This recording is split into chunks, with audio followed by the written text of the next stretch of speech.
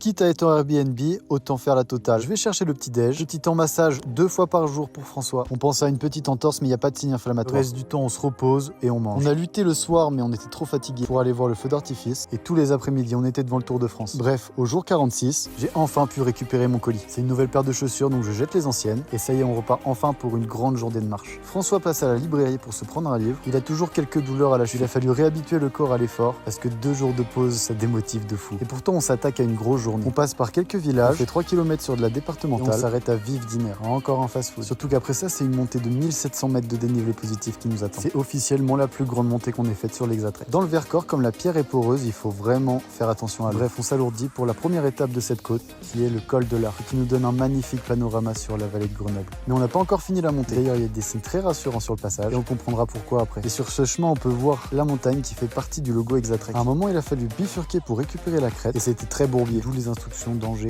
Logique. Et on termine enfin l'ascension au rocher de l'Ours. Maintenant c'est 500 mètres de D- pour 1 km 300. À la moitié de la descente, on prend notre dîner devant le coucher de soleil et on termine cette journée de nuit. Jusqu'à enfin trouver un petit coin plat où on peut poser nos tentes. Pour ce soir, bref, une journée de reprise à 30 km et à plus de 2700 dénivelés positifs.